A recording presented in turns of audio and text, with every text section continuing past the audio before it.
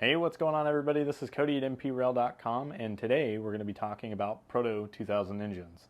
In this particular video that we're talking about right now, I'm just going to be kind of listing out some of the future videos that I'm going to be working on. And like I said, in particular, I'm going to be talking about the GP18. So, first video that I'm wanting to do is going to be doing a test run. So in that test run, well, more or less the test run and teardown video, but in the test run portion of that video, I want to run the train and just kind of go over a few things, and that's going to be, quality of the engine. Is it running good? Is it running smooth when it's on slow? Is it not running at all? Is it kind of running but a little jerky and not wanting to kind of fully run on slow speeds? And then also if there's an audible issue, as far as, mind you, none of these have sound.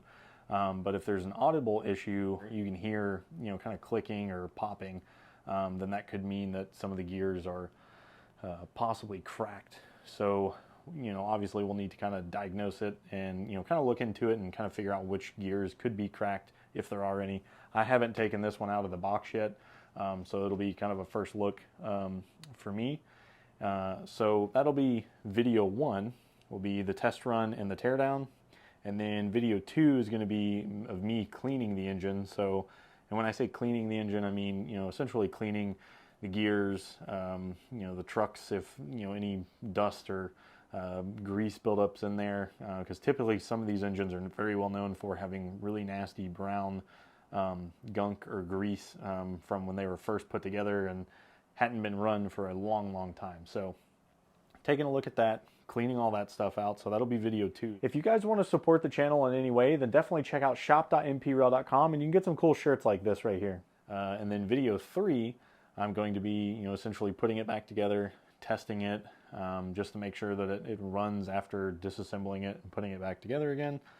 And then I'm not sure how many videos I'll do for this, but for maybe video 5, I'll be doing the DCC decoder install with sound. So I've got some speakers. They're like old iPhone speakers. So I saw a few people do this for particular engines, maybe one Proto 2000 engine.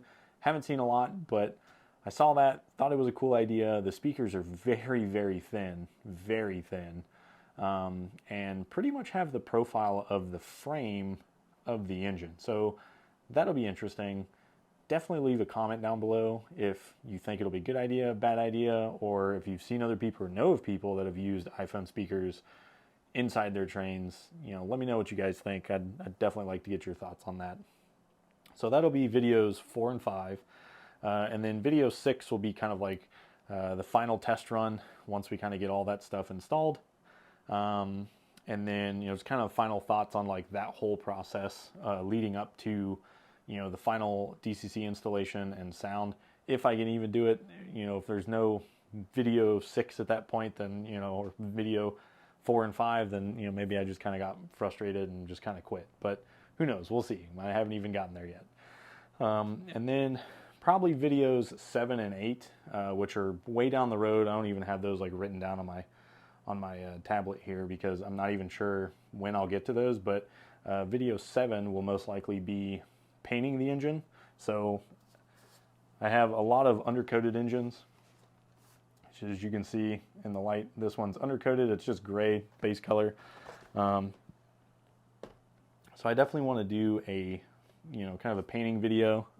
There's tons of painting videos out there, but this will just kind of be painting an engine that doesn't have anything on it. As far as like handrails, like any accessories and stuff like that, the sun visors and all those things.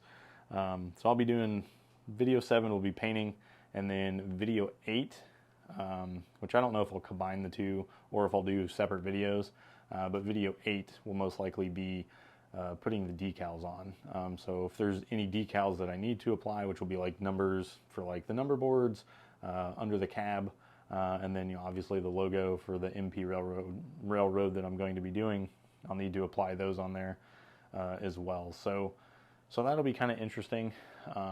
And I've got some videos planned out but I definitely have not worked on them yet. So I'll kind of get to working on the first few videos, and then hopefully I'll be able to get a DCC-Sound decoder and kind of continue to work on the videos and stuff like that. So if you guys have any thoughts or suggestions, definitely leave them in the comments below. We'll see you guys then, and hope you have a good one. See ya.